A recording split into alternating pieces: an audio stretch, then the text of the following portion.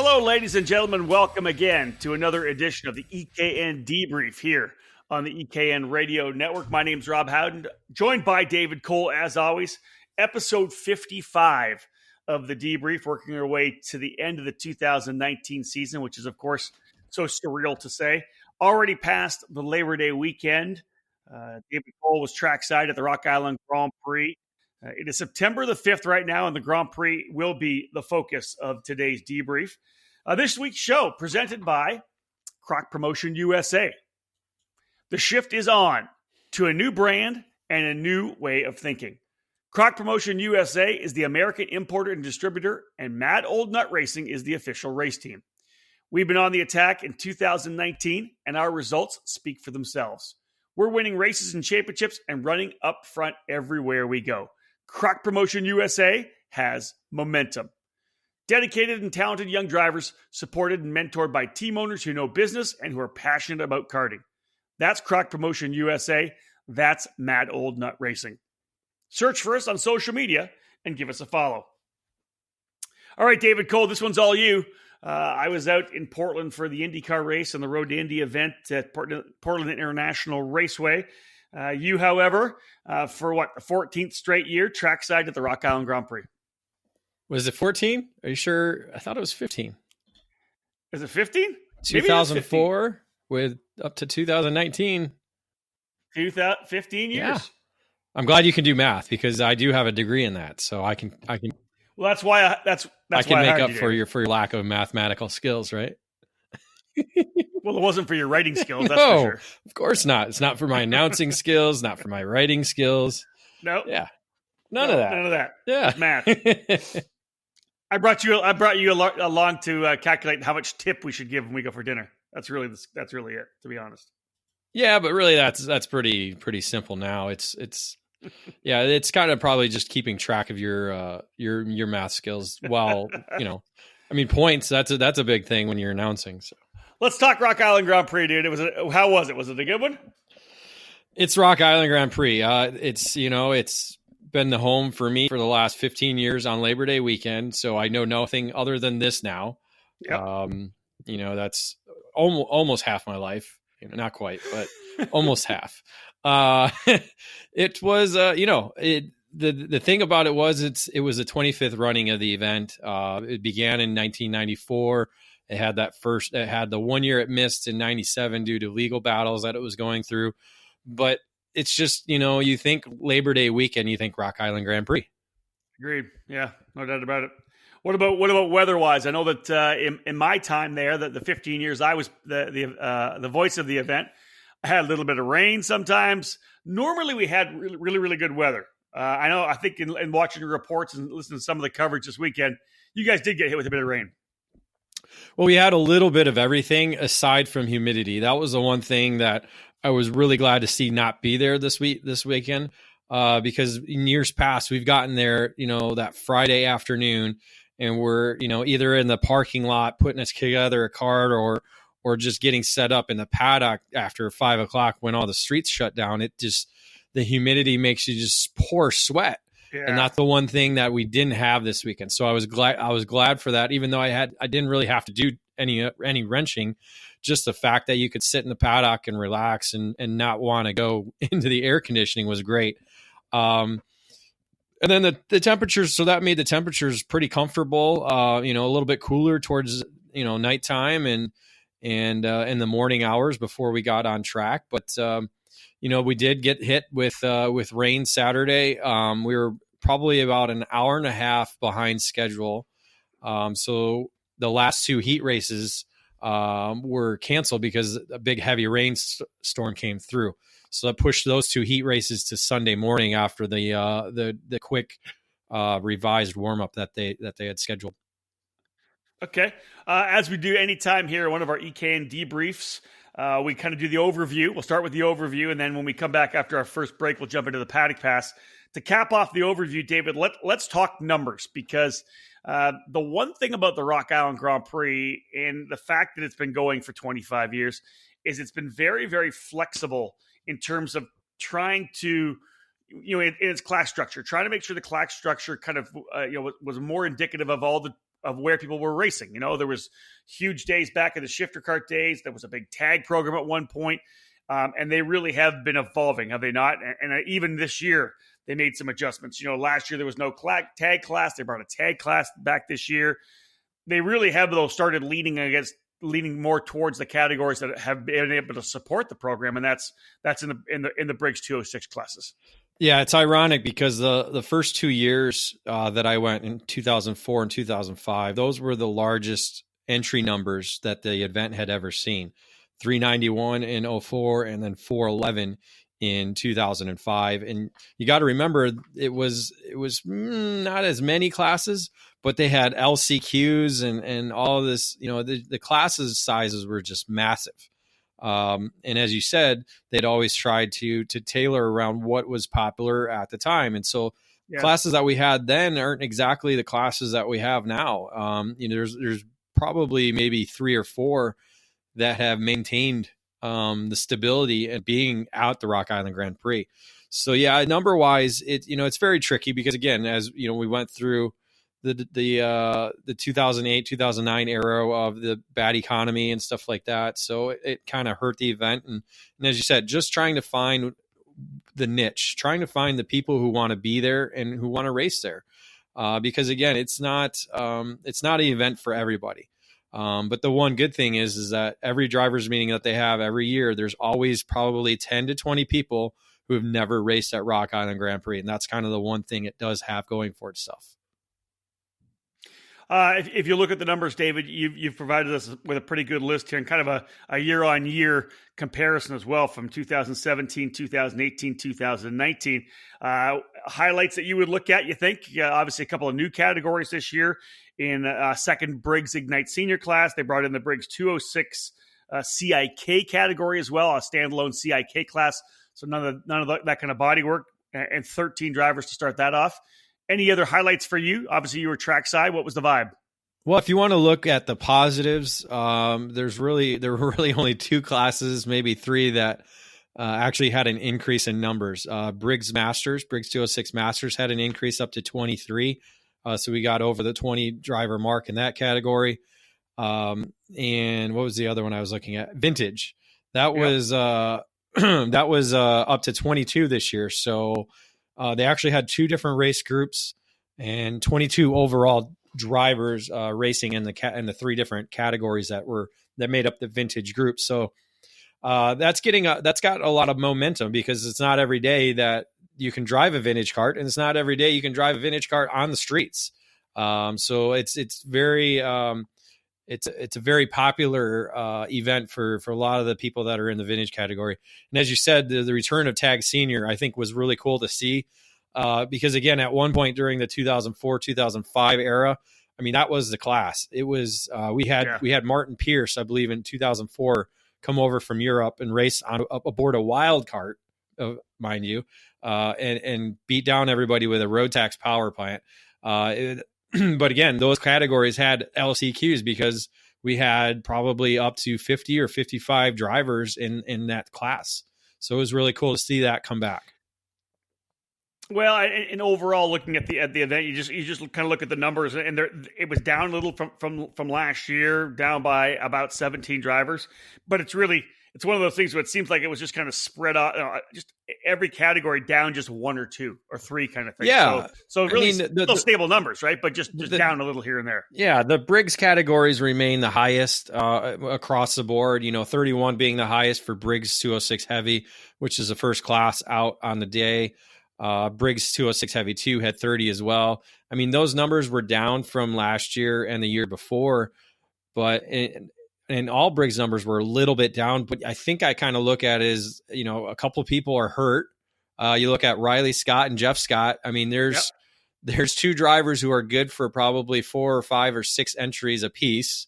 So that kind of hurt, you have that. You have the other thing of you have Quincy, Brickyard, Elkhart, and Rock Island. 4 events, 4 kind of one-off events, street races that, people they get to September like, you know what, I can't go. So that may have a factor in the type of numbers. I think the biggest hit though is, and something that we've seen across the board now is the lack of Yamahas. basically it was all local drivers. Anybody from Iowa, Illinois, and Missouri, I think were the only entries that made up the Yamaha categories. So that's, we'll see where that goes next year. There's 3 of them with 2 heavy categories and a medium. Maybe it'll just be 1 Yamaha category next year. I'm not quite sure. Not quite sure where that's going to go, but even the Ignite program that I raced in, they had 3 categories. They offered up a Ignite Senior 2.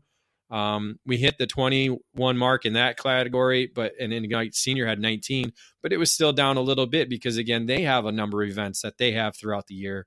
So, it's kind of like just those championship style events where we typically see like the last event of the year kind of dwindle down a little bit, say USPKS, Pro Tour, WK, all these championship programs, they always see a little bit of a dwindling down on the last event.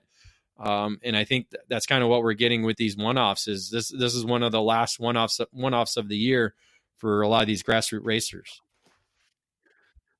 Well, you look at it, David. You look at 4 years ago when there wasn't a battle at the Brickyard, Quincy wasn't back, and there wasn't an Elkhart Grand Prix, right? So there's those 3 other kind of Midwest one-off big races that have come out in the last 2 to 3 years. And Rock Island's kind of, I think, as the last one on this calendar, maybe, as you said, taking a bit of a beating on it. Because if you look at that as kind of a one-off Midwest series that people would run, they called it the Triple Crown at one point. It's not surprising that a couple drivers potentially not coming out for this one. That really doesn't surprise me, to be honest. No. And all right. I'm going to cut the break, Dave. Sounds good. Hold on yeah. to that. All right, you okay with that? Yeah, I don't know. Can you hear my cold and my sinuses that sound like crap? I was going to say, get yourself a drink of water or something. It's it's that Rock Island hangover. It's the allergy season's come and I just can't kick it. I felt great this morning, but now that I'm talking, maybe it's come back. Dude, every year you go to Rock Island, I don't know what it is in the hay bales that they bring there. You have an allergy attack, like every year. It's crazy. It's a hay fever, That's and the crazy thing is there's no more hay there, but I still get it every time I go there. All right, well, that's interesting. Maybe it's the trees. All right, folks, we'll let David grab a glass of water and cough up his phlegm, whatever he's got going on. After this break, we're going to come back. We're going to chat about the paddock pass. David's going to give us some more of the cool trackside info, stuff that happened potentially in the paddock. A couple of cool guys jumping into race. So stick with us. More to come. It's the EKN Debrief on the Rock Island Grand Prix here on the EKN Radio Network.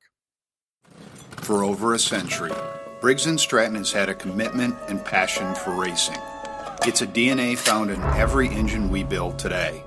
So whether you kart race, Baja, race quarter midgets, or believe that dirt and snow are just God's way of adding to the challenge, the dedicated spirit of every Briggs & Stratton employee stands at the fence waiting for the green flag to drop.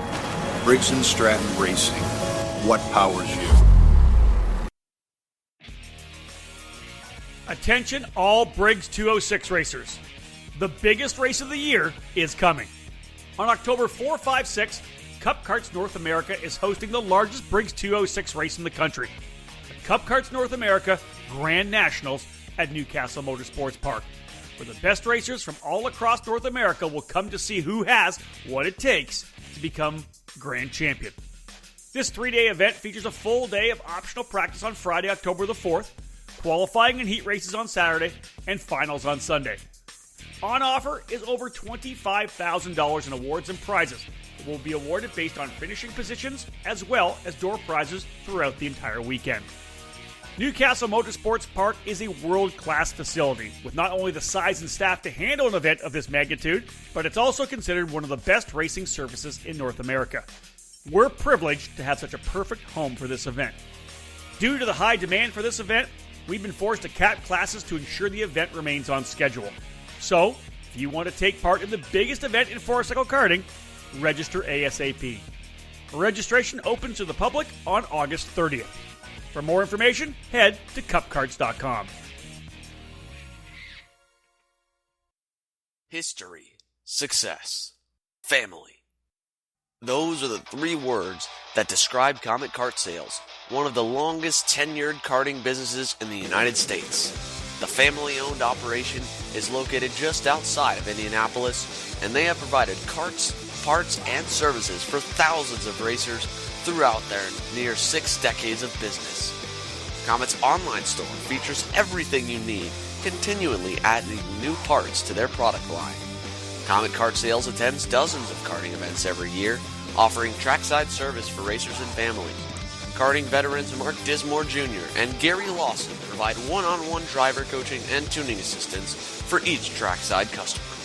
The engine building business, Comet Racing Engines, has won countless major events and championships over decades of karting, and they continue to offer the best trackside service in the industry. Make sure you head to CometKartSales.com or call them at 317-462-3413 to be a part of the Comet Kart Sales family today. Welcome back to the EKN Radio Network and our debrief of the 25th running of the Rock Island Grand Prix, Labor Day Classic. David Cole, of course, was there trackside with Tim Coyne on the mic. We had our full EKN trackside live coverage. It's time to jump into the paddock pass, where David will kind of give us some information, not really race report information, but more information of kind of what was going on paddock-wise. This edition of the Paddock Pass presented by Kart Republic. The Kart Republic is here, and it's disturbing the status quo. Kartsport North America is the country's importer and distributor for the Kart Republic chassis, and as a leader in American karting, they're focused on providing stability for the sport and quality products and service for the community. The Kart Republic senior and junior chassis are on fire, and so is the Mini Kart, which has won in SCUSA, USPKS, and WKA competition in 2019. For more information, contact Kartsport North America, where they offer top quality products, winning brands, and professional driver development services. All right, David Cole, first things first, and this was cool. You obviously broke it on, I'm not sure if you had it on the website or just on Facebook, but man, we weren't sure what Gary Lawson was going to do. Boom, it comes out, late entry, running in 4 Briggs & Stratton classes to add to his record 25 wins. That was pretty cool to see him back. You there? Yeah, sorry, my mic was shut off. Yeah, I was coughing. All right. Yeah, All right. so I'm here. Yeah, so it was interesting little over the last couple of months, because I talked to him at the Brickyard running with him that weekend, and he kind of joked about it, like maybe it hasn't been the last of me there yet type scenario. And so we got the entry list. I believe it was Monday before the event, and we're I quickly browsed through it and didn't see his name there. So I just figured, he's going to spend the weekend with the family, be at home. And come to find out, we had I think I messaged with him the Thursday before we left, and I said, "So you're sure you're not going?"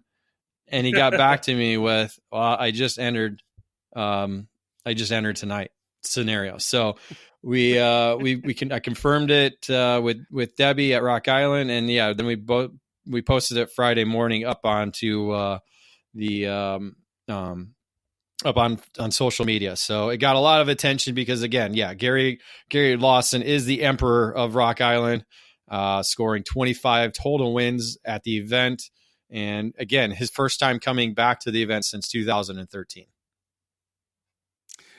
So the great thing, you get Gary back, and then you've got these 2 guys that have won so many races, David. You got Gary Lawson and you've got Tony Nielsen. And it's just, it's crazy to me when I found out how many classes that Tony Nielsen was entering. 10 in total? That's nuts. Well, essentially, it's been kind of Tony's event over the last 5 years. He had that one weekend in 2015 where he won 6 rock trophies. Out of, I think he raced maybe 7 classes that weekend. So a lot of attention has been towards him over the last few years. Obviously, because he's one of the Ironmans. He's a guy that races in all the Briggs classes, will race in all the Yamaha classes. The only thing he doesn't run is tag and shifter. And so guys keep bugging him to come over and do that, but he's like, man, I'm already got enough. And now that he basically what extended his class total to 10 was he added the 3 different Ignite categories. And that was kind of the one thing that, we were never hoping for in the Ignite program, speaking as an Ignite racer. because originally the Ignite program started off with you could not be a former Rock Island Grand Prix winner. That's and right. last year they had the triple crown program, so they had to kind of get rid of that rule. And so I think they kept the idea of just, allowing whoever wanted to come race it.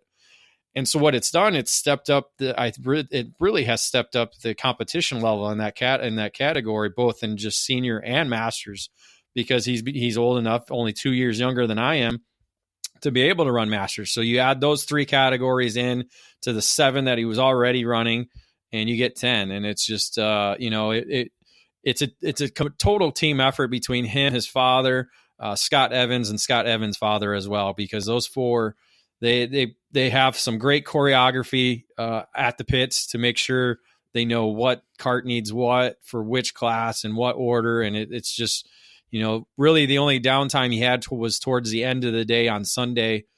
Basically, he went 4 races, 1 off, 4 races, 1 off. He had 4 races, 1 off, 4 races, and then he had like 3 or 4 races off before he had his last 2 races of the day. So I did catch him taking a nap in the trailer there Sunday. So, when you're on track for 8 races already on the day, it's probably good to get a little shut eye.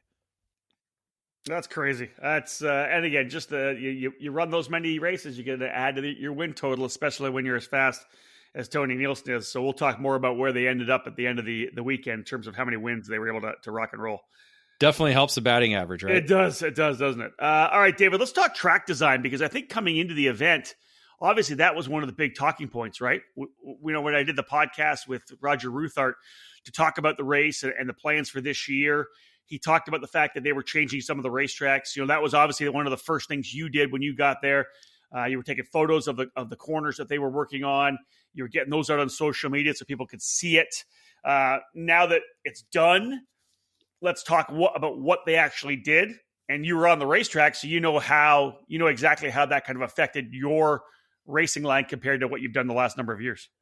Well, every year you go there, it's completely different because they don't exactly put all the barriers in the same location that they do from previous year, or, some things change. And for instance, as we saw on our social media, they were doing some pavement the week previous to it, putting in a bunch of little different patches in different areas.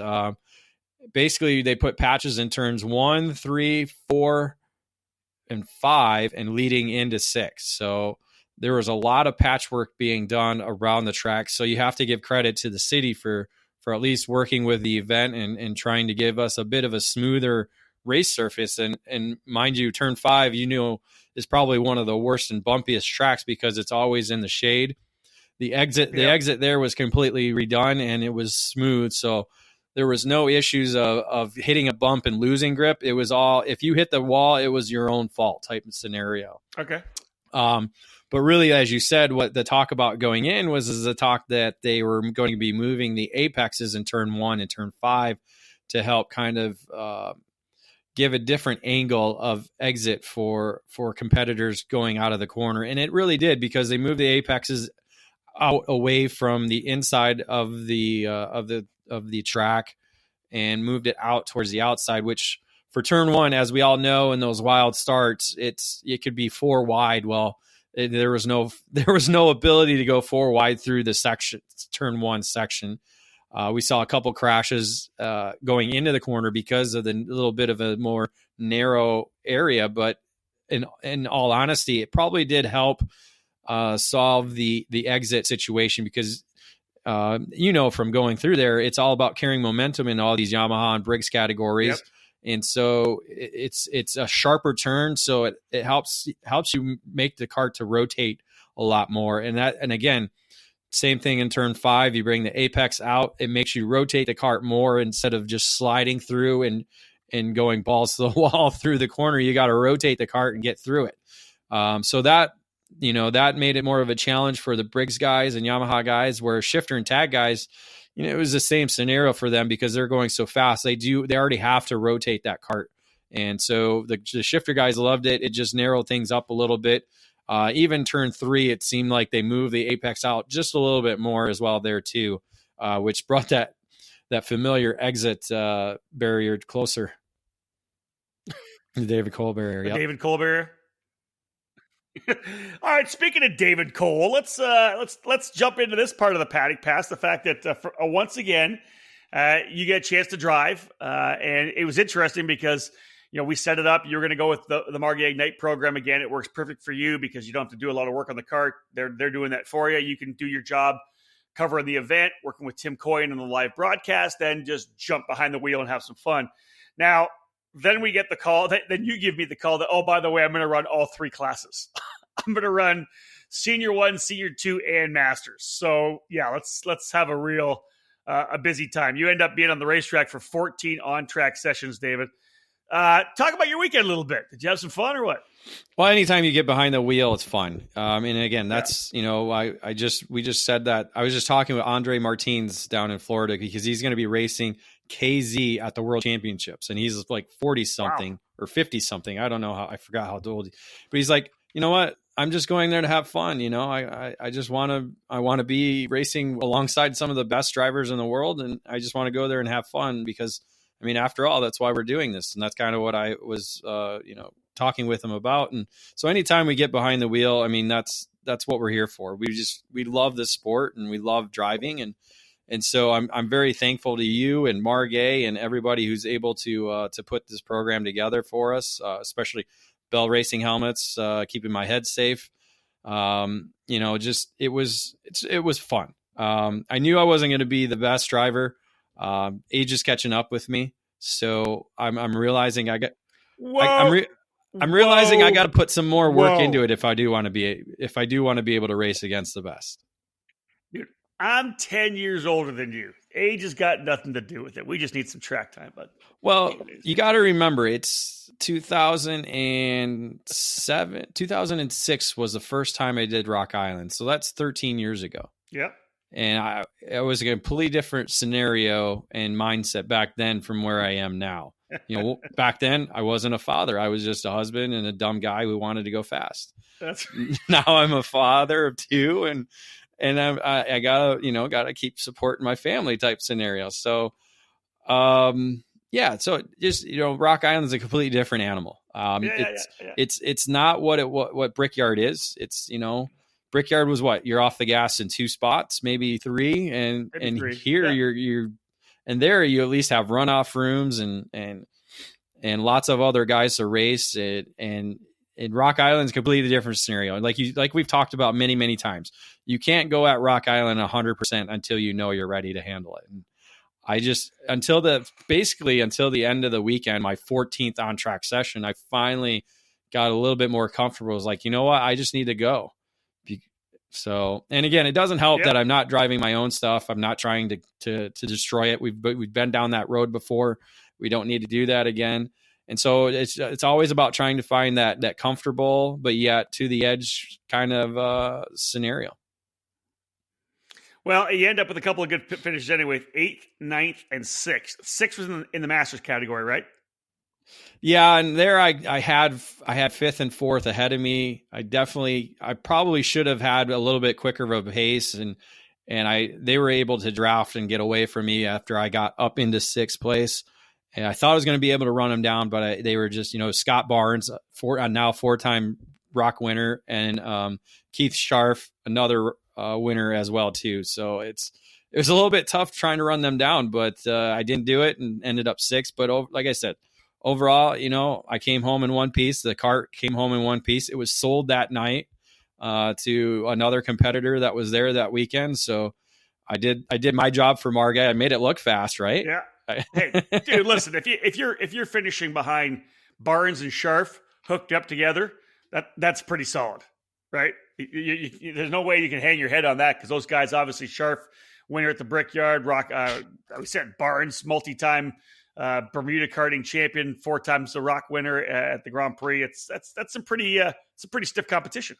I did beat Barnes in the 2 other races, so he did have to pay for my drinks that night. So it did. That's right. So I did actually finally win the bet that we've been doing almost every year now that we've been racing Briggs. So how much did you drink? Did you get a bunch of rum in you? Well, he ditched out on me because he had to drive back to Crockett's place, so I only got like 3 drinks out of him. What a slider! Well, in turn, it's about the same as a fifth, so it evened out. All right, Dave, let's talk about the race. We talked about the track a bit. We talked about you running. No red flags brought out for you this year, which is nice. No yellows for you. You were able to get away unscathed. But there was a couple of red flags on the weekend. Can you give us an update on that a bit? Yeah, there are actually 3 that I recall now, but 2 that I know who were involved. Ironically, 2 of the red flags are in races that I were in. But the first one was the first race of the weekend. Sean Miller in the Briggs 206 heavy heat race suffered a broken collarbone. I believe it was in turn 2. So we send the best to him in his recovery. I heard some stories about him wrecking at other events on the year, so it's kind of been a rough year for him. So we hope the best for him, and hopefully he stays out of any more wrecks in the future. Sunday there was a wreck. There was a red flag in Ignite Senior 1, and then there was a red flag in Ignite Senior 2. The first one was for Kayla Carlson. She was probably racing for, I believe, just outside the top 5, and they wrecked going into turn 2.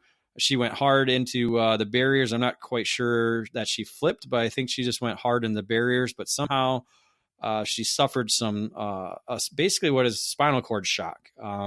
She's having issues feeling anything below her knees right now.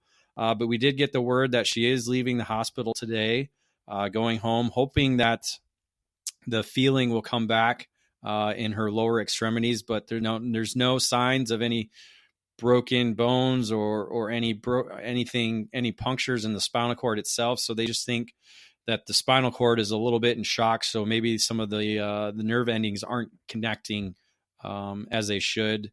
Maybe some bruising or something like that. Again, as we know, spinal cord injuries are something that are getting more common, but very something that we don't know. We cannot pinpoint as to how or what or why. So we do hope the best for her in the coming weeks. Yeah, indeed. We'll try to keep in contact with Kayla to make sure things are good. All right, folks, that's the Paddock Pass. David's kind of filled us up with a number of things that happened there during the event, off the track, not so much, but wheel to wheel.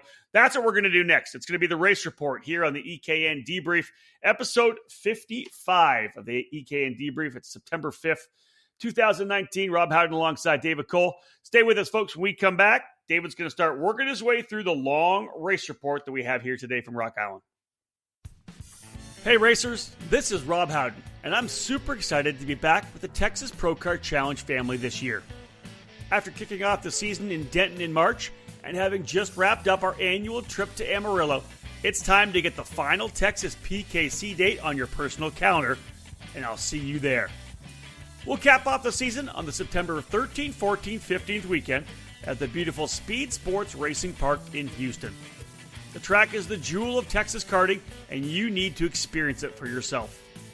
It's 2 full days of racing on Saturday and Sunday for Mini and Micro Swift, Briggs 206 Senior and Masters, KA100 Junior and Senior, X30 Junior, Senior and Master, Stock Honda Senior and Master, and of course, Pro Shifter.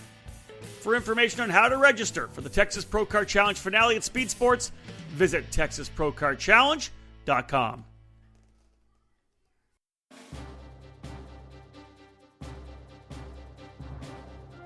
Powered by technology, DID racing chains have a worldwide reputation for superior quality and reliability.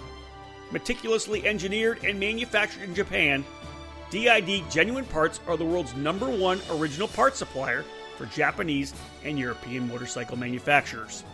A rich racing tradition where results speak for themselves, DID prides itself on engineering the most technologically advanced chains on the market to help you excel on and off the track. DID's SDH pin treatment creates an extremely hard chromium carbide layer on the pin surface that houses a soft inner core to absorb extreme shock loads. DID's 219 HTZ racing chain boasts this SDH pin technology, which leads to longer chain life as well as excellent energy transmission to the wheels. Available in the gorgeous gold, the 219 HTZ is the ultimate racing kart chain. Pick up a DID chain at your local dealer today, because when winning is the only thing that matters, go with DID.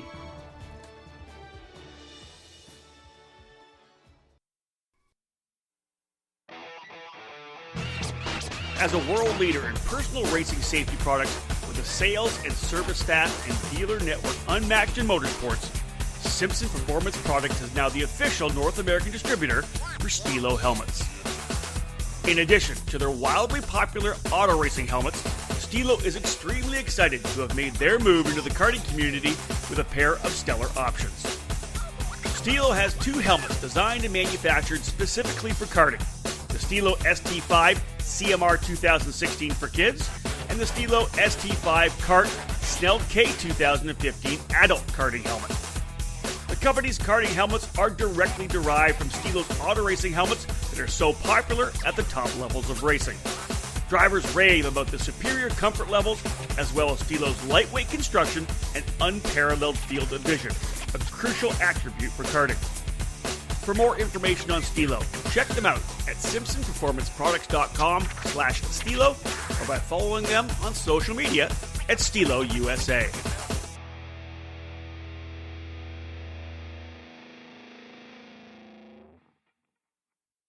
Welcome back to the EKN Radio Network. My name is Rob Howden. This is episode 55 of the EKN Debrief. David Cole giving us essentially his full review from the 25th running of the Rock Island Grand Prix, the Labor Day Classic.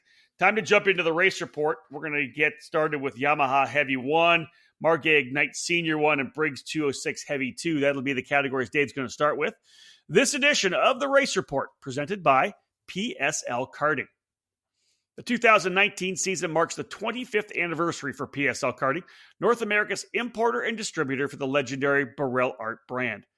PSL Karting is your complete source for all things Burrell, providing this top-quality product both through their expansive dealer network or through their own pslkarting.com online store.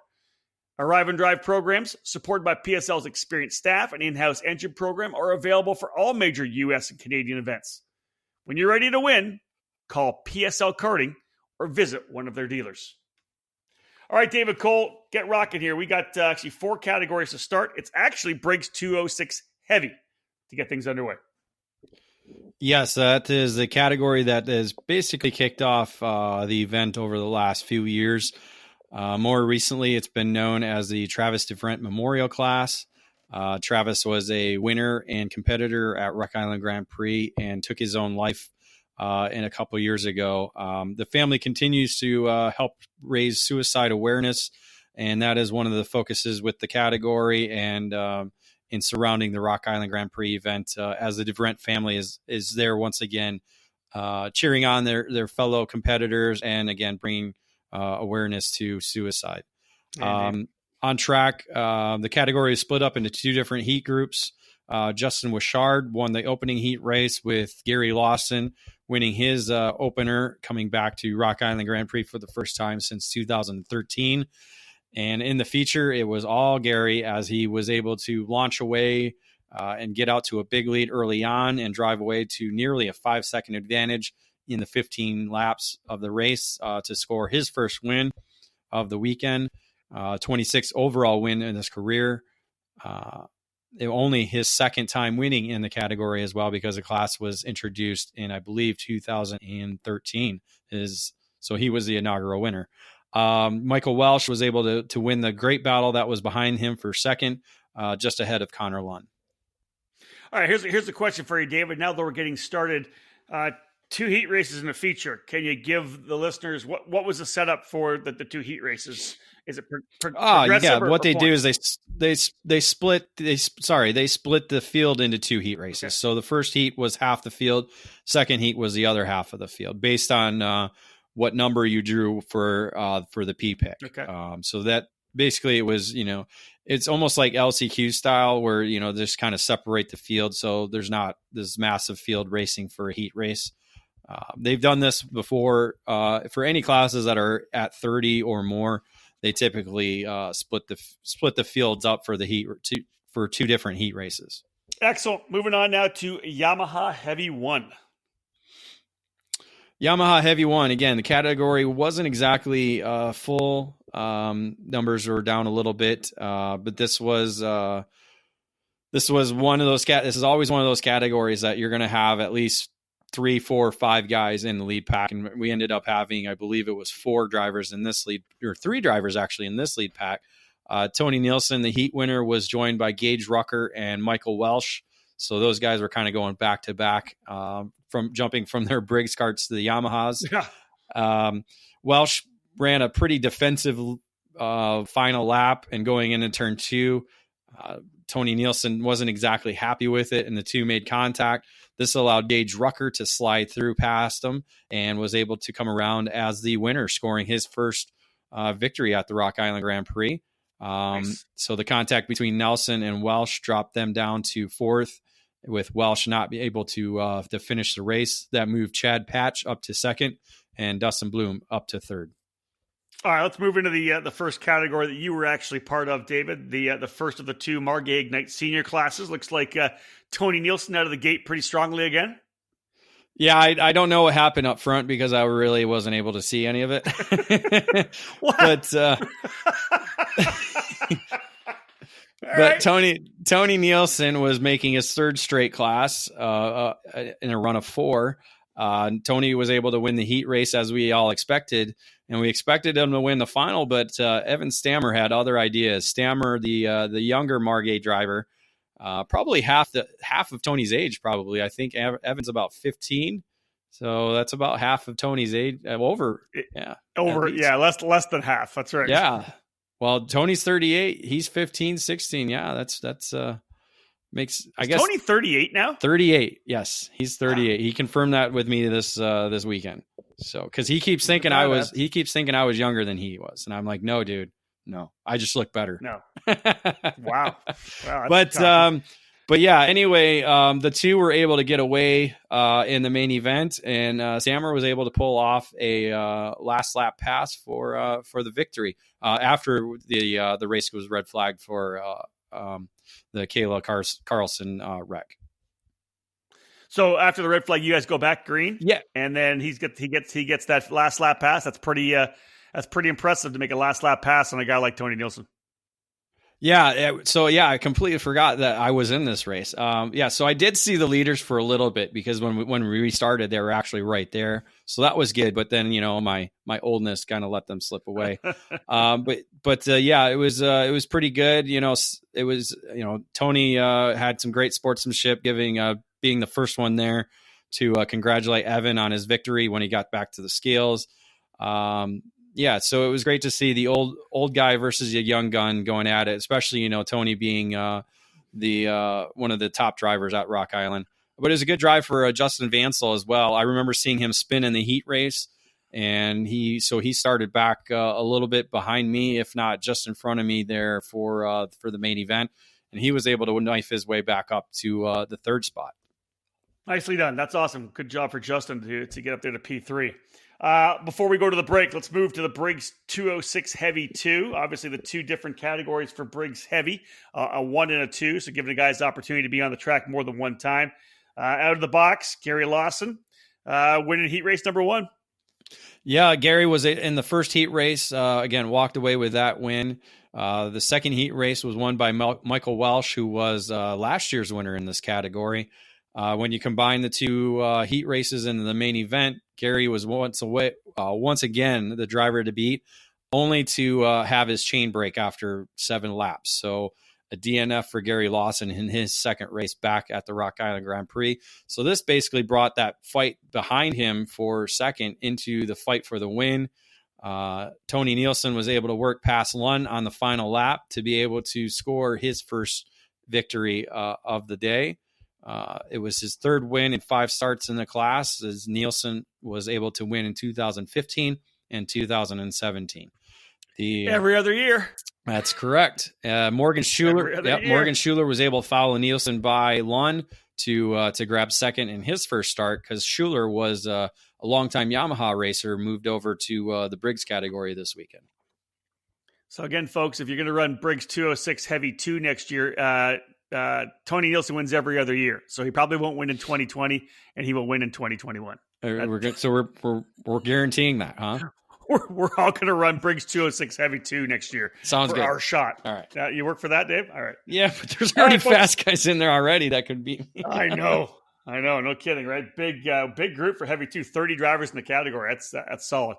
All right, we're going to cut to a quick break, folks. When we come back, David's going to jump in and we're going to talk King of the Streets. We're going to do a little Yamaha Heavy 2, the second Margay Ignite category, Briggs 206 Medium, and we'll cap off the next segment with Yamaha Medium. Again, this is the EKN Debrief, episode number 55. David Cole giving us all the insider info on this year's Rock Island Grand Prix. In racing, experience is priceless. Franklin Motorsports is a leader in the karting industry with over 50 years of combined karting experience. And we can provide you with everything you need to go racing. With a large online product selection, select track support events, and a wide variety of shop services, Franklin Motorsports is your complete karting source.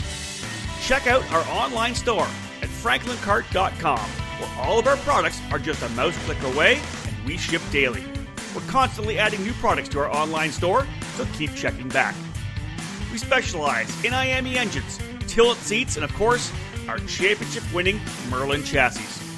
In our online store, you'll find molecule cleaning products, minus 273 racing gloves, micron gauges and components, and both MG and Bridgestone tires. If you're ready to take your racing to the next level, come and join us at Team FMS. We've been supplying racers with start-to-finish support at race events for many years, providing a helping hand on a weekday test outing or at a club event to full arrive and drive packages at the highest level of karting competition. For 2019, we'll be attending the SuperKarts USA Winter Series, WK Manufacturers Cup, United States Pro Kart Series, and the Route 66 Kart Racing Series. And we'd love to have you under our tent at Merlin Nation. For all things karting, visit franklincart.com.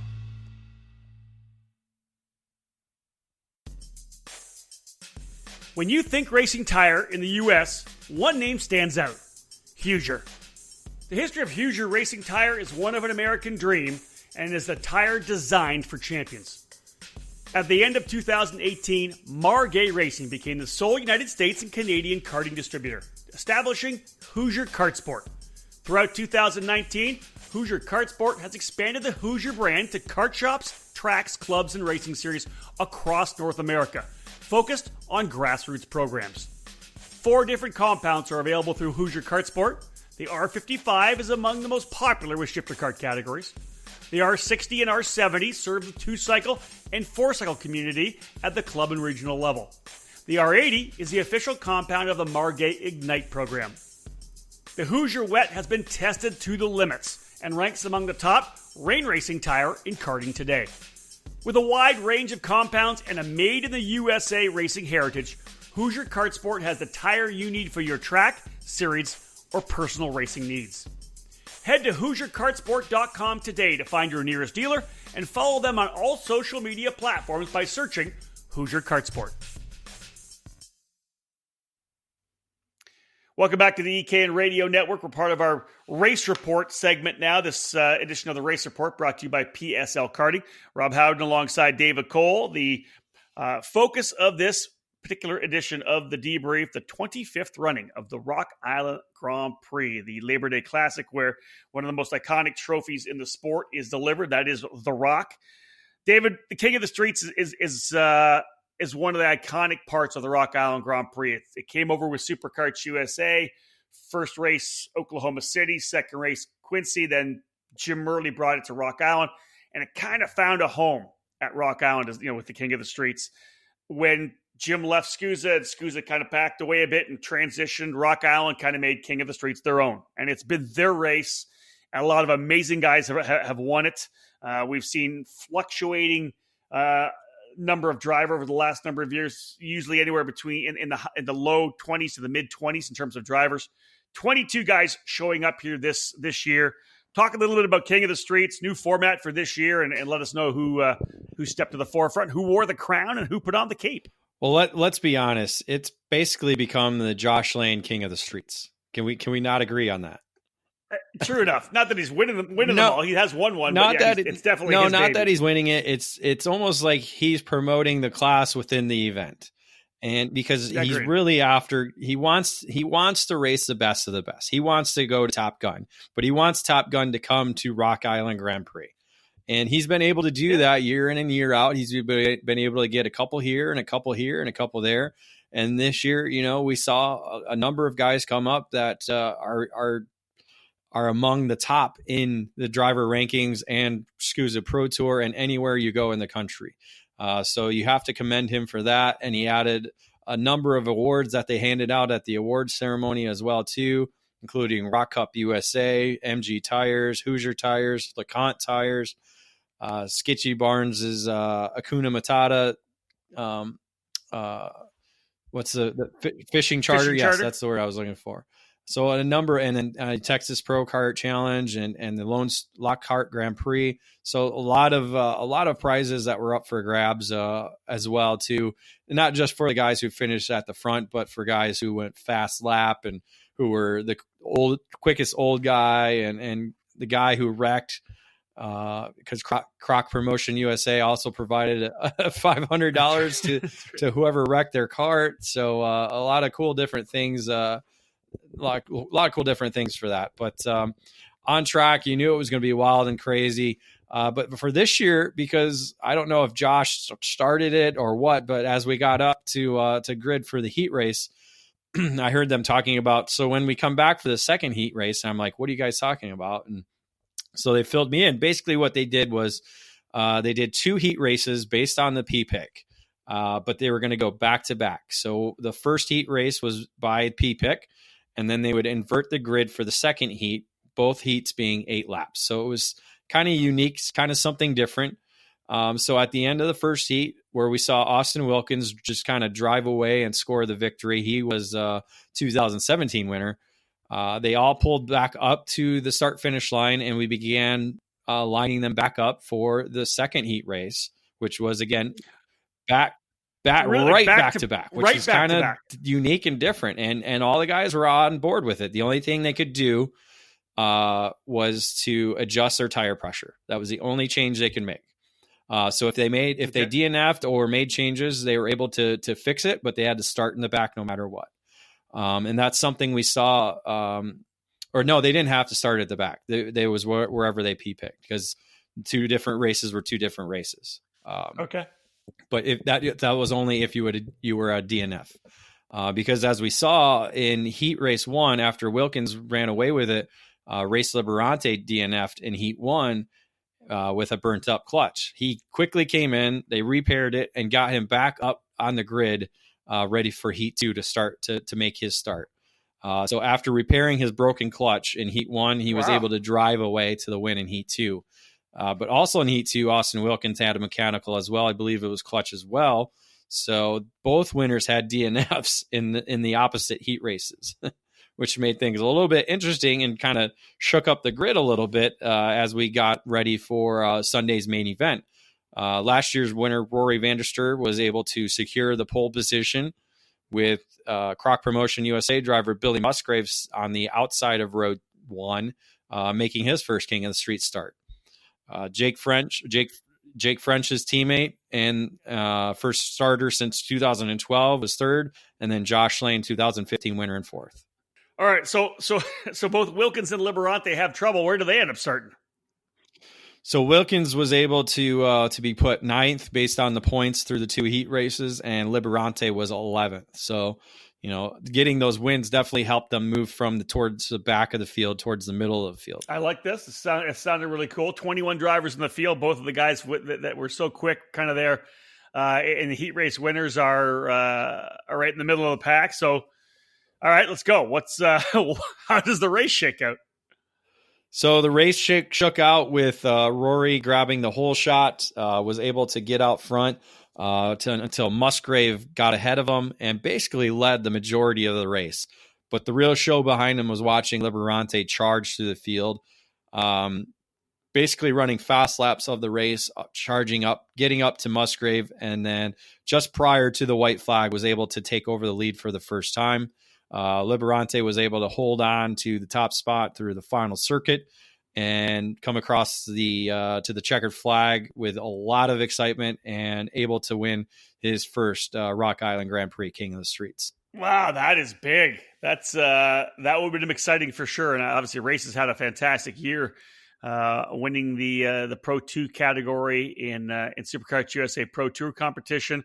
I believe he's going to be running the Pro 2 shifter class at the Super Nats, and then we'll be moving to the Pro 1 class for 2020. But David, in the notes here that you provided, a really good stat: 7 different winners in the last 7 years in King of the Streets.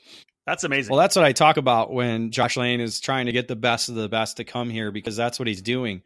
We've seen in the last 3 to 4 different winners come back. Obviously, Josh being one of them.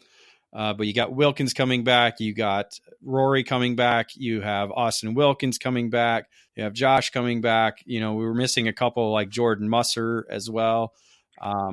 He was feeling pretty envious though when he was at home. Jordan put that up on social media. Of course. I mean, and you win the event. I believe he's a 3-time King of the Streets winner. So it's an opportunity for him to go against the young guns. Now him being the G1 Pro Tour champion. 4-time Pro Tour champion at that alone in Masters category. That's Rock Island is one of those where age doesn't really define you if you're going to go that 100%, because we've seen Lance Lane do top 10 finishes at King of the Streets, and he's getting up there in age, being Josh's dad, because we know the headaches that Josh provides. Wow. But yeah, just the fact that we have 7 different winners in the last 7 events is pretty cool. And then Liberante getting his first, and the first 4 comp kart in King of the Streets. I don't think comp kart's ever won anything at Rock Island Grand Prix. So I think Justin Stefani, a longtime Rock Island Grand Prix competitor himself back in the day, probably really loves this. But Musgrave making his first Rock Island Grand Prix start, was able to finish second, with Jake French coming home third. So a 2-3 finish for Croc Promotion USA. It's pretty good for their debut at the Rock Island Grand Prix. Just the bottom line is there was some great excitement, and I'm a big fan of the Rock Island Grand Prix, and of course the King of the Streets program. And I just think there's that pomp and circumstance. And you get you're wearing the crown, you got the cape, it's just putting your name into the history books. But always good to see some excitement and a little bit the kind of energy that you want with King of the Streets. That's great, and congratulations to Race Liberanti for that big win for sure. David, let's jump into the Yamaha Heavy 2 class.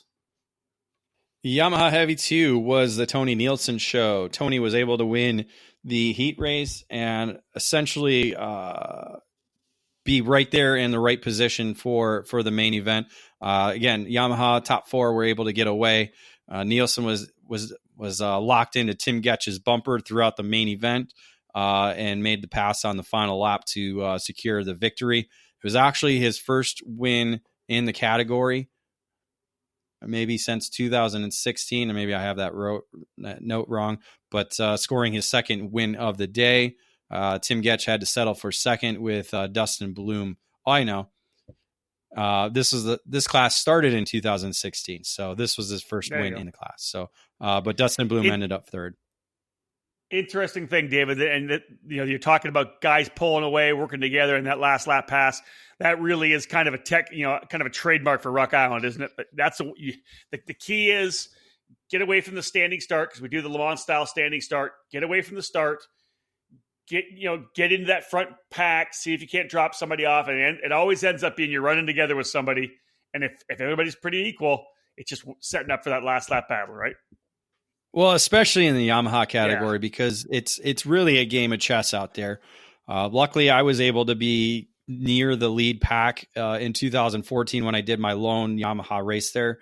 With Rick Jump and Tony Jump able to provide me Rick Folks' cart there that weekend. That was probably one of the most, even though I was in so much pain from my rib separation during that race, it was probably the most fun race to actually just sit and watch, because it was all about the guys trying to position themselves in the right spot to set up for the last 2 laps. And so again, sometimes you made a move, if you're sitting 5th, you're like, man, I can't be in 5th. I got to get up to at least 3rd. So they start making moves, and the guy in 2nd's like, no, I want to lead. And so it's a really fun game of chess that the lead drivers get to play.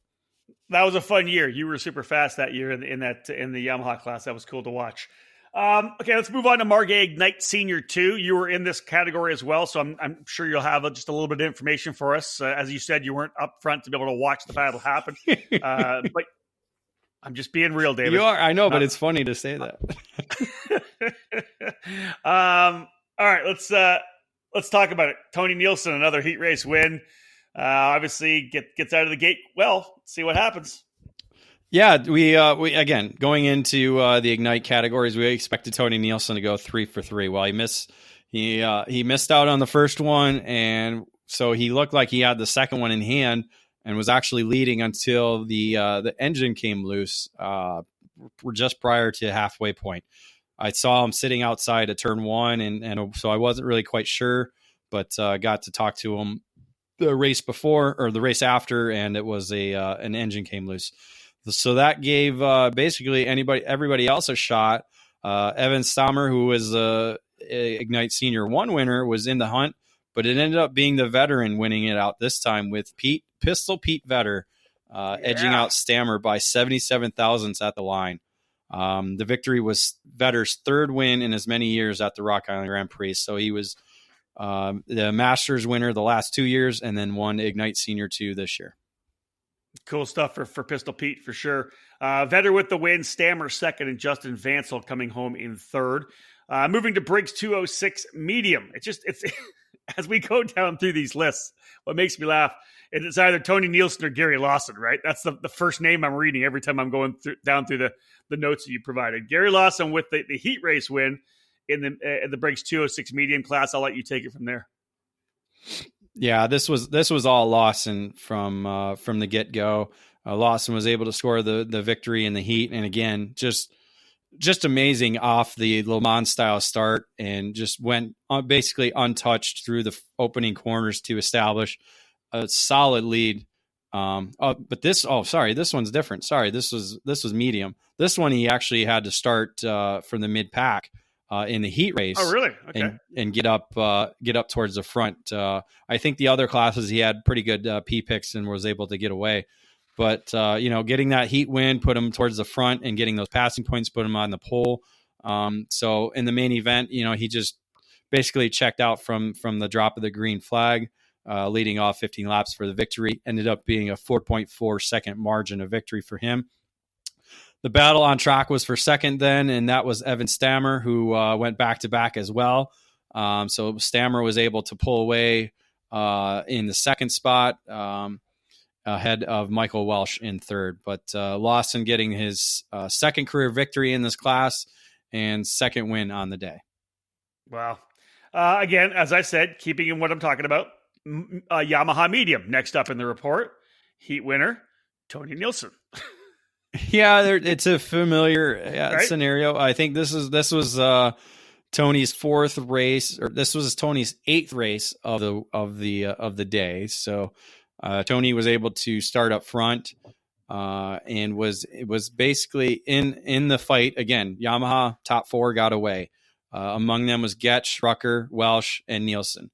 Nielsen was actually leading towards the end of the race, but Getch was able to pull off that last lap pass around Nielsen, and the rest of the lead group went with him as well, and were able to challenge Getch at the line, as he was able to come across as the victor ahead of Gage Rucker and Michael Welsh, with Nielsen placing in fourth. I'm sorry.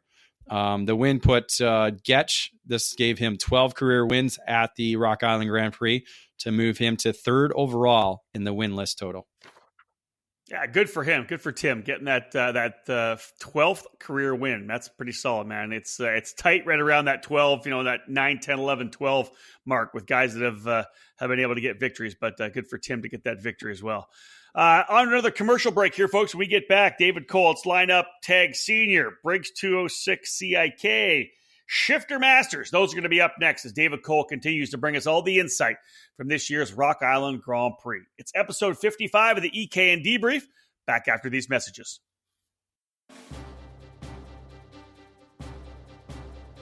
Are you ready to go racing? Trinity Karting Group is fired up and ready to take up that challenge. Trinity Karting Group is a full-service operation based at the Motorsports Country Club of Cincinnati, which gives them access to their custom-designed driver training facility. This allows them to offer private one-on-one coaching that can take you to the next level. They're also a Midwest dealer for Tony Kart and IAME, and they are your source for MG and Iveco tires in the region. They'll be trackside at the SCUSA Great Lakes Pro Kart Challenge, the USPKS, the USAC Battle of the Brickyard, and of course, the KRA Series at Newcastle Motorsports Park. From arrive and drive and coaching programs to parts you need, let Trinity Karting Group provide you with the customer service that is second to none. Trinity Karting Group has a long history in the sport, a winning pedigree, and they're dedicated to driver development. They take pride in their professional approach and their positive attitude. Let them build a custom race program for you. Give them a call at 513-421-4463 or check them out online at trinitykartinggroup.com.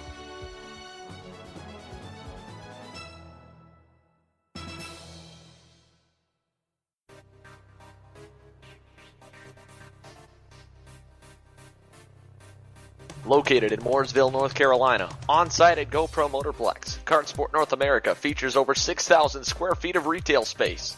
Along with being the official race team and distributor for the Kart Republic chassis, they offer full retail sales, kart service and storage, and products from the top brands in the sport, such as CZ Chain, Talon Sprockets, SKF bearings, and Prisma tire gauges. If you want to take your racing to the next level, they also offer driver training and coaching programs available trackside at GoPro Motorplex. They have a massive inventory, so head to their online store at kartsportna.com to get same-day shipping of the parts and components that you need. While you're there, check out their used section of karts, engines, parts, and accessories. Kart Sport North America. Top quality products, winning brands, and professional driver development services.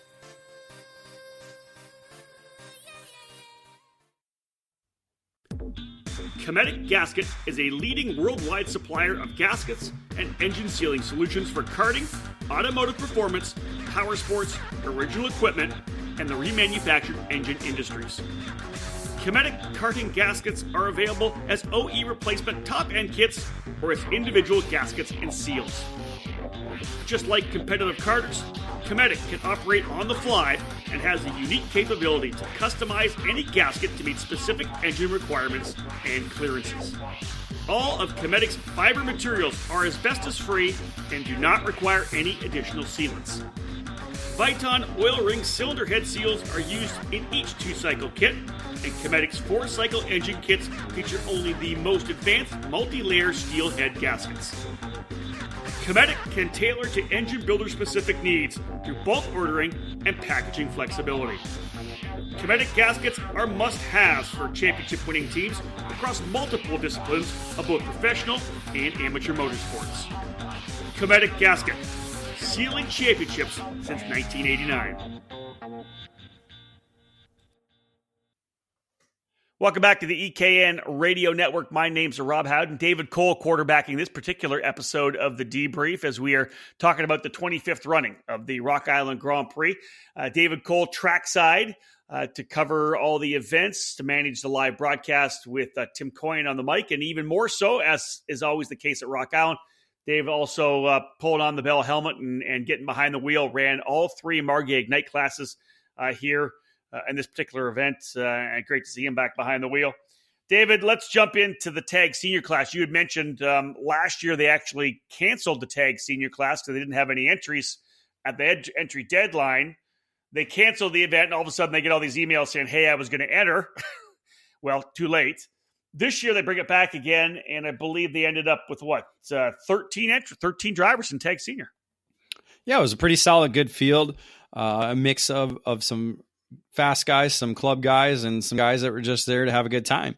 And again, with the tag senior category, it was a good mixture of engines. There was Rock GP, there was Rotax, and there was IAME X30s in there. So, basically it was a good combination of a little bit of everything. But up front, it was basically Austin Wilkins. Wilkins was the 2017 King of the Streets and Open Shifter winner. Coming back to do both of those categories plus tag senior. So he had a good busy weekend as well.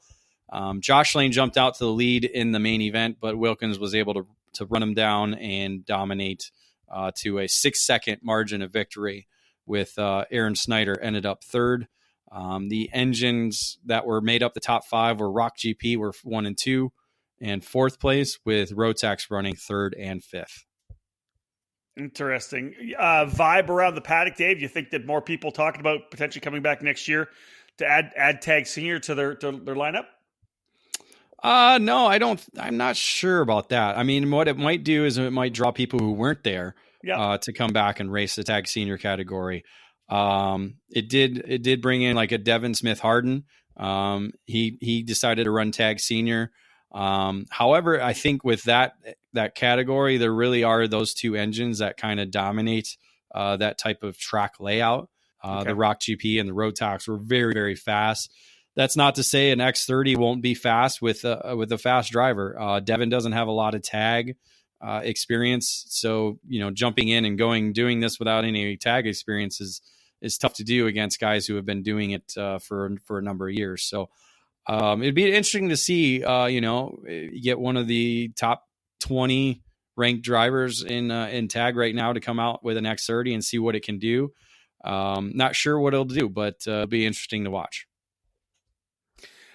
Speaking of essentially new classes, Tag Senior not really new. It has a pretty good pedigree and history at the Rock. But again, they weren't there last year. They come back with 13. First time for the Briggs 206 CIK class. One of the things you'll see at the Rock Island Grand Prix, mainly because a lot of the local drivers that do make the event their kind of Super Bowl, is the fact that guys will have the big cow catcher front nose cone on their karts. A lot of guys with maybe Gold Cup bodywork as well, old school Gold Cup bodywork, flat sides on the side pods with the big cone up front. The CIK category, David, something that's obviously getting a lot more speed. The Cup Karts North America program has the CIK category. How was the reception for CIK? 13 drivers in Briggs 206 CIK. Oh, before you jump into actually saying who was driving and who went well and who won, how did you think that class went over in terms of being the first time having a CIK only class? First off, cow catcher. You can call it a cow catcher? Is that a Canadian term? A cow catcher is what they put on the front of a train. Yes. That is to knock the cows off it. So I didn't know carts were trains. It's just funny to hear. Sorry. What did you call it? What do you call it? A nose piece. Wow. All right. That's interesting. We called it a cow catcher because we always ran regular CI. Hey, listen, in all the years you must have more trains that come by you guys. I don't know. I know this, that in all my years of 25 years, I think only the 1 year or 2 years I didn't have a nose cone on mine. And we just went to the nose cone. And then everybody ran the nose cone, and then they called it the cow catcher. It was a G back then. It was a G-man. In my days, it was a G-man. Well, they're still running the G-man. I mean, you look at Gary Lawson. He had the big G-man name on the front of his. I believe Tony Nielsen. Yeah, in front of his cow catcher. I believe his was his G-man as well. So yeah, it's still It was interesting to see. Some guys just did CIK. Okay. You got. I'll get into some of the names later. Some guys, had 2 carts, one for CIK and one with the big cow pusher. Cow catcher. Cow catcher, cow pusher. You can't push a cow. I think you knock it off is what you do. All right. I know that the year that I ran 206 Senior, I was the best finishing driver without the cone on, and it was probably it had to have been worth probably 0.2 of a second, maybe a little more, because I struggled to stay. It was me, Scott Bards, and Cal Stewart, and I did everything I could to stay in their draft because they both had the big nose cone on. Well, here's the way you look. Like I said, guys had 2 carts to race, one CIK and one to do the regular Briggs classes. Mm-hmm. So I think you didn't get the big amount of numbers that they thought they were going to get with just CIK bodywork, because you would have to bring 2 carts essentially in order to do multiple classes, because as you said, nobody believes that you can be just as quick with CIK bodywork only as compared. I think on a track like Rock Island, in my personal experience, because it's such a high-speed track where you're pretty much flat out all the way around in a Briggs, I think it's definitely the aerodynamics alone are definitely worth a 10th or 2. That would be my opinion, based on being on the racetrack as the only guy in the top 10 but they didn't have one on. Right. So yeah. So that kind of stops people from being able to do it. Just like a Jesse Clossy. He had 2 carts there. But the example I really want to use is the guy who actually won the event, which was Evan Stammer. Evan was able to use his Margay Ignite cart, basically change out the Ignite tires for the R60B tires that were required in this class and all the other Briggs classes, and go out there and race in this class. So just the change of the tires was all he had to do. So Ignite drivers had the ability to really do 4 classes if they wanted to, if they were a Masters driver. So I could have added this one, but that would have been more work, and it would have been a pain in the butt to do that. Yeah, I hear you. And at least this way, David, you're able to say who won, because you wouldn't have been in that lead group. So it's nice to know that. Yes, I was able to watch it. I wouldn't have been in this lead group because there were fast guys in this one as well. Justin Wishard, another guy who had 2 different carts, was able to win in the heat race. And, for being the first year of the class, it was a great battle up front. Probably one of the great finishes we had. As Stammer was able to make a last lap pass for the victory over Wishard. Jesse Clossy was able to come across in third. So we actually had a top 3 within probably half a second there. But Clossy was penalized for last lap contact with Ethan Dietrich. So that moved Ashton Wheeler up into the 3rd spot. But again, Stammer was able to go from his Ignite cart, would use his Ignite cart, swap the tires out to the Hoosier. How do you say Hoosier? Come on, I want to hear you say it because I heard it in the commercial all the time. I say Hoosier. Okay, that sounds better than what do you say? It sounded worse in the commercial. Yeah, it sounded like you had 3 different syllables there. So, do you say Hoosier? No, I don't Hoosier? I say Hoosier, like Hoosier Daddy. Hoosier. That's it. That's how I say it. So, right. So yeah, to go to from the Ignite tires over to the R60B tires that everybody else was using, a great way to do it. So that might be something that Margay might look at with some of their Ignite guys next year. So, yeah. And again, I think you might see some more guys do it. I know some people were trying to get Nelson to do it. But he was already maxed out at 10, I think. So he would have had to have 4 carts there because again, he didn't have, or he could have done his Ignite cart with different tires. So I don't know. True enough. We'll see how that class goes, because I think that's the one thing that we're seeing now is the cow catchers are going away.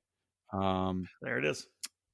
The Cup Carts North America categories that do allow the open body work, the numbers are not what they used to be, because everybody's kind of moved over to the CIK bodywork. So Rock Island and Quincy are, I think, and maybe Elkhart are like the only 3 big one-off events that still allow the big nose pieces.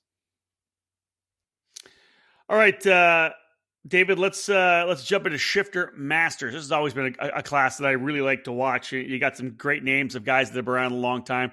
Give us the lowdown of what happened in Shifter Masters. Yeah, it was kind of going in. It was like, is Lance Lane going to be able to pull off that 5th victory at the Rock? He's already won 4 times in the category. So if you were a betting man, you were kind of putting your money down on Lance Lane, because I never bet well with Scott Barnes. I always bet against him, especially when I'm driving. And he proved me wrong in Shifter Masters, because he was able to sweep the weekend. The Bermuda driver was able to score the win in the heat race, and was able to grab the whole shot at the start of the feature and lead all 20 laps, I think 20 laps with Lance Lane and Jason Campbell right there putting the pressure on him every single lap. And Barnes didn't flinch, kept the pace going, and was able to win his 4th career victory at the Rock Island Grand Prix. Good for him. Based on your notes as well, 4th different winner in the last 4 years for Master Shifter. Again, that's great parity, and it just speaks to the fact that we get a lot of really strong Master Shifter drivers coming out to this event. Yes, definitely. I mean, we used to even get great Tag Masters drivers as well too. I know a lot of, maybe 5 or 6 of the entries in Tag Senior were probably Masters eligible. So, I think if we can get some of those Masters guys back going again too, that could be another possibility as well. Because we've seen, Ethan Wilson and Anthony Honeywell and some other guys that have come out to do both Masters categories. Yeah, I ran the Tag Master back in the day in the mid 2000s. It was such a good category. We're getting 20, 25 guys in the class at times. I would love to see the Tag Master class come back, because the Rock Island is just a really cool event for Masters guys who get it, right? Because Masters guys, I know senior racing is great and everything, but Masters guys are all about, they're there to have a good time and enjoy the sport. And that's why Rock Island and everything around Rock Island is so much about that. That's why I've always thought it's such a great event for Masters drivers. Oh yeah, you look at Christopher Rock and Tim Hannon. They were both there racing shifter Masters. This was their second straight year there. They even brought like 2 or 3 more people to come race with them. So I think as they keep coming back, they'll bring more and more. And as you said, they're just there to have a good time and to race. Dave, let's complete this segment. Speaking of Masters, let's talk about Masters carts themselves. As you said off the top, a really good increase in terms of the vintage drivers, a full 22 drivers running vintage. Yeah, it was really cool to see over 20 vintage carts there on the weekend. Again, they kind of set up in their own spaces in the paddock, and it's a very unique opportunity to see a lot of the carts that are older than I am, probably some that are maybe even older than you. Some. Just a few, not too many. Not many. To be able to go out and to make some laps there. It just, for their heat races, it just started to sprinkle a little bit, but they were able to keep going. And then, as I said, they were broken up into 2 race groups. Open was the first one. It basically was your dual engine karts. Sean Welt was able to win both the heat race and the feature in that category. The second group was made up of Yamahas and McCulloughs. Marty Weston was able to win in Yamaha, which, again, I love the sound of Yamaha pipes, because all these guys have bored out Yamahas that are not stock, basically, and pipes that have probably gotten a little bit of work done to them as well, too. So I love hearing that sound, because Yamaha pipe, as you know, you as well, too, started out with that. Yeah. I ran Yamaha pipe. I did. Yep. So Mark D'Ella was the MAC winner in the heat race, but Dave Fisher was the winner in the main event. Now, hold on. Good little note that I heard about here, too. Did Becky Rasmussen go driving? That is correct. So the long-time Turn 5 marshal, Becky Rasmussen, was given a Briggs, basically an open Briggs kart, flathead Briggs, to run in the Yamaha and MAC race group. It was her first time ever to actually make laps at the race. I believe it was the heat race coming around for her first lap. She spun it into the barriers in turn 6. So we all got to see her spin out for the first time ever in her first lap. But she was able to keep it under the rest of the time and to complete the main event to grab her first checkered flag. That is awesome. Becky, of course, one of the core people that make this Rock Island Grand Prix happen each and every year. Becky and her sister Debbie, very good friends of us here at eCardyNews.com, and I was pleased to hear that she actually got behind the wheel. That was really, really cool. Yeah, I got to go. Yeah, I got folks. A couple. It was great on the grid for the main event. And Debbie posing next to the cart for photos with Roger taking them. So you have the 3 key figures of the event all just soaking it in as racers themselves. It was pretty cool. I love it. That's awesome. All right, guys, after this final break in the action, David's going to come back and wrap up the race report, again brought to you today by PSL Karting, Briggs 206 Masters, Open Shifter, and Margay Ignite Masters to cap off our race report. From there, we'll go to the wrap-up, and then we'll look at the EKN Trackside Live race calendar for the remainder of the 2019 season. Hard to believe that we are coming into the stretch run here for this year's calendar. But again, after this break, we'll cap off the race report. The 2019 season has been an exciting year for Rock Cup USA, and the schedule is set to close out its biggest event on the calendar, Rock the Rio. Rockers will converge on the Rio All Suites Hotel and Casino in Las Vegas to celebrate Halloween week, competing at this premier international event on October 28th to November 2nd, all around a challenging temporary circuit with the Las Vegas Strip in the background. Rock Cup USA programs are wrapping up their 2019 seasons across the country, including the Rockies in Colorado, Rock Sonoma, and California Rock Championships in California, and many other clubs across North America. Learn more about the Rock the Rio event and all things that are rock at rockcupusa.com.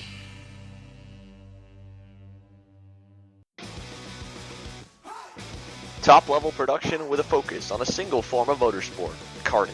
This is MG Tires. MG Tires USA, underneath the Vantage Karting Group banner, is the official distributor of the MG Tires brand for the United States. MG Tires are used as the official spec tire in the United States Pro Kart Series, the Route 66 Sprint Series, the Sunshine State Karting Challenge, and countless clubs across the country. No matter your compound preference, MG Tires USA has you covered. Whether it's the medium HCI Red, the soft FC Yellow, or the super soft Green YZ, MG Tires USA has your winning set of rubber in stock. For more info about MG Tires USA and its extensive list of dealers near you, check out their website at mgtiresusa.com. MG Tires, for the drivers.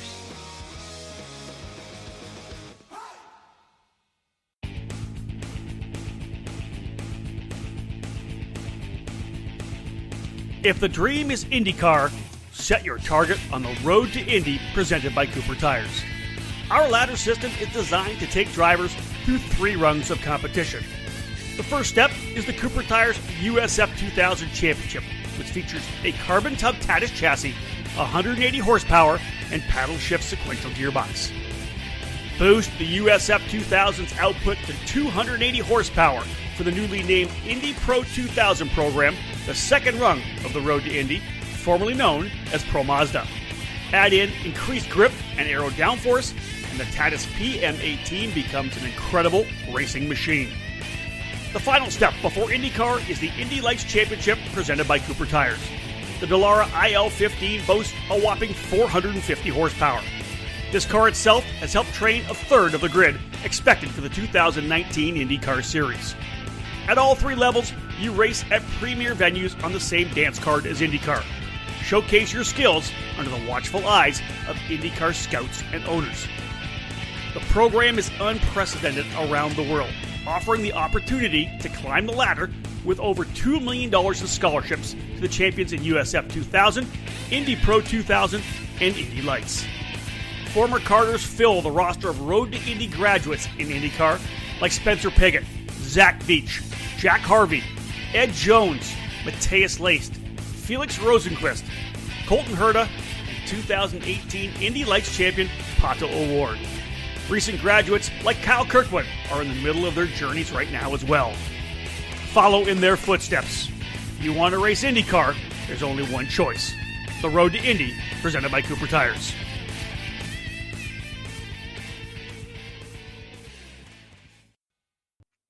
Welcome back to the EKN Radio Network. My name is Rob Howden, joined by David Cole. It's the 55th edition of the EKN Debrief. David Cole giving us a full breakdown on the Rock Island Grand Prix, the Labor Day Classic. David, again, this race report brought to you by PSL Karting. Let's have a look at Briggs 206 Masters. Who was able to master that category? Well, as you said, there have been really only 2 names that have dominated these Briggs and Yamaha categories. This one happened to be Gary Lawson. Again, Gary racing in his 4th class on the day. DNF in the second, won the first and third, and added a third victory in the 4th in 206 Masters. This actually being his first time ever racing in the Masters category at Rock Island Grand Prix. The heat race was completed with a little bit of sprinkles going on, so the track was a little bit slower. Race director Terry Riggins was questioning whether to start the event. I'm like, dude, you still have the track. Let's go. Let's get these going. These guys out there, because if you don't get them out there, they're not going to get this race in. So luckily they were able to get their race in before the rains really got heavy.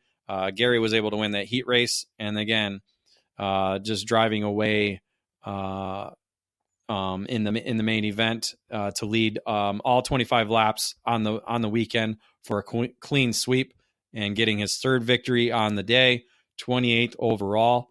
The margin of victory was 3.6 seconds over Tony Nielsen and Jeff Dolian. Here's the question: Gary Lawson, 28 wins. Will he be back? We don't know. Is there a draw to get hit the number 30? I think we'll get into that a little bit later. All right, I love it. All right, open shifter, David. We talked about King of the Streets already. The key, of course, at the Rock Island Grand Prix is always to offer more than one category for a driver to run. So if you come up with a shifter, you're not going to have to run just King of the Streets. You could run that master shifter, or you can run the open shifter category. How did things go in open shifter? It was very familiar. Again, up front, it was Race Liberante scoring the heat win and then driving away to the victory in the main event, leading all 20 laps of the event. I think I wrote 15, but I think it was 20. Rory Vanderster was climbing his way up from the back with fast laps of the race, but his engine decided to call it quits on lap 13 after he had just gotten into the second spot. So that gave the runner-up position back to Austin Wilkins, with Devin Smith-Harden scoring the third place position. So good run for a good weekend overall for Liberante. Yes, definitely. This was the third straight year that we had the same driver win King of the Streets and Open Shifter. So Race Liberante this year, Rory Vanderster last year, and Austin Wilkins in 2017. Okay, final category. Margay Ignite Masters. David, you were close enough to the front to probably talk about what was going on. Not that close, but I kind of have a general consensus. Well, first couple of laps. Yeah, first couple of laps. Yes, I could actually see the leaders. That is correct.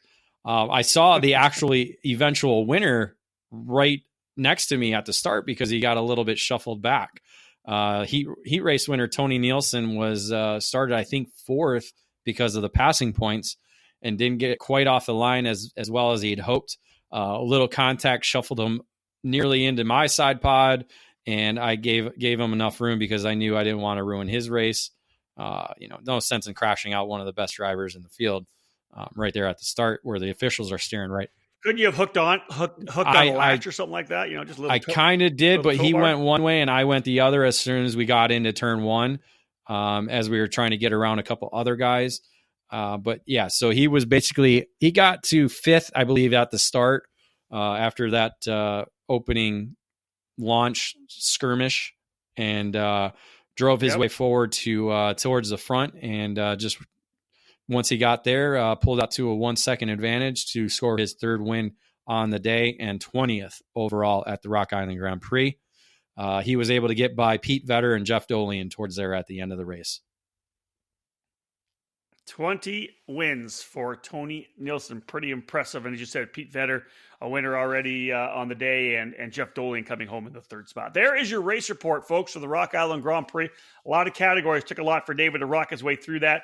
David, as always, in the wrap-up, you got a couple little things you kind of want to bring in a little bit.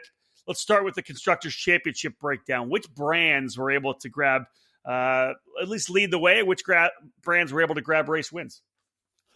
Well, Tony Nielsen and Evan Stammer and Gage Rucker, those three drivers were able to help Margay get 4 victories on the day. Now, those 4 victories do not count any of the Margay categories because, again, that's only Margay only. So these 4 wins were all in the Briggs and Yamaha divisions. Comet, the Comet Eagle was able to score 3 victories with Gary Lawson at the helm. Comp Kart earning 2 with Race Liberante. GP earning 1 with Scott Barnes, Praga with Tim Getch, and the Esprit with Austin Wilkins. All right, we talked a little bit about Gary Lawson, and I mentioned that 28 career wins now at the Rock Island Grand Prix. He's the all-time win leader for the event, 25th anniversary race. What are your thoughts? How'd things go afterwards? Talk a little bit about Gary Lawson. Well, we had just started recently going to the award ceremony. I think it was 2014, maybe might have been the first year we went because because I was top 5 in both races, and you might have been one of the positions I can't. Oh, I think you might have been second that year in Briggs Masters. 4th that year. I think I finished 4th. Okay. Anyway, so it's something new that we've been doing is just kind of going there and having a good time, being able to bench race with a lot of the racers that were there that we haven't been able to see throughout the weekend. But everybody's able to give a speech when they get their checks or get their rock trophies, depending on where they finish. Obviously, Gary Lawson picking up 3 rock trophies was able to talk a bit. His first rock in the Travis DeVrent Memorial Race was very emotional, as we have seen every year since the race was named in his name. It was, everybody sees Gary as a bulldog. I think you'll be one to say so for sure. He has a bulldog mentality, but it was very emotional being a former racer against Travis. So it was kind of good to see that side of Gary. But really what it was I think the weekend was just a chance for him to enjoy the event with his family.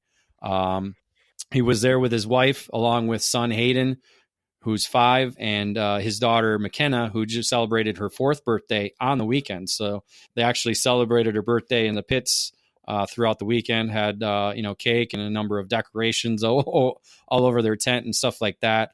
But during his last Rock Trophy speech, he kind of mentioned that he had his son Hayden with him to get the trophy, and kind of just mentioned that a lot of his focus away from the Comet kart sales and Comet Racing Engines side of things that is going to be towards Hayden's racing, who's turning 5 and racing kid karts. Like so, who's to say 12 months from now where Gary's going to be at as far as racing Rock Island again. But I think for now he's settled with winning 28, being able to enjoy it with his family once, and getting up to 28.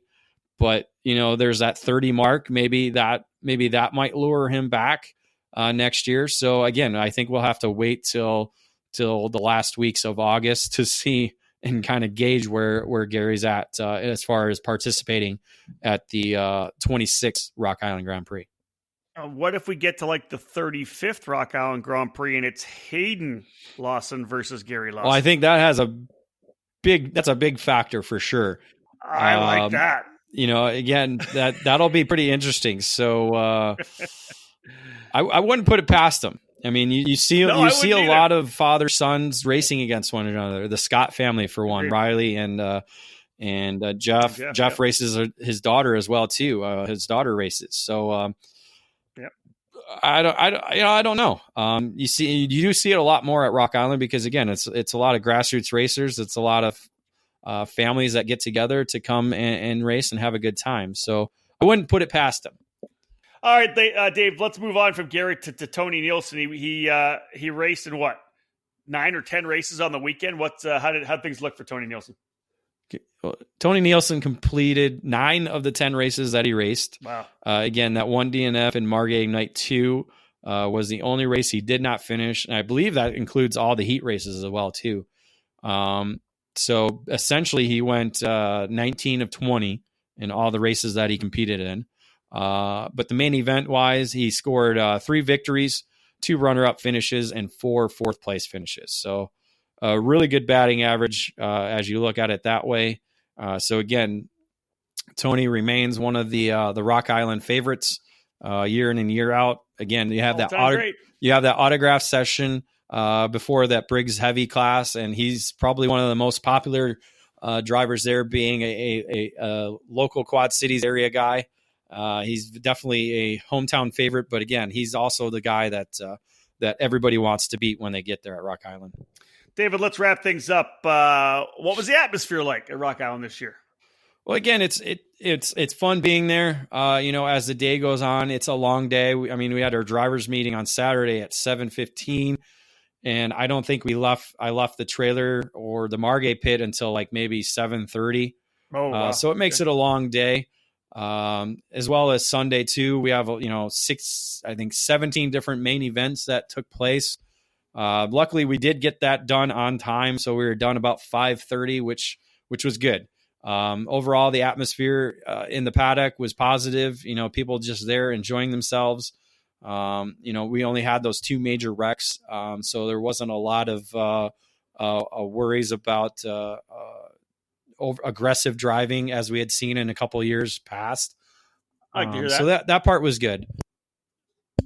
What was okay? Keep going. The one thing that was kind of lacking though, and it's probably because it's the old guy in me that wishes the Travoltas were still there. But there weren't bands outside. They had a couple, obviously all the bars that are there on Second Avenue were still going. There's a couple new ones, couple old ones that shut down. Steve's Old Time Tap was busier than crazy Sunday night because it was the only place that had food. Because we know Bennigan's doesn't do that well of a job with their food processing.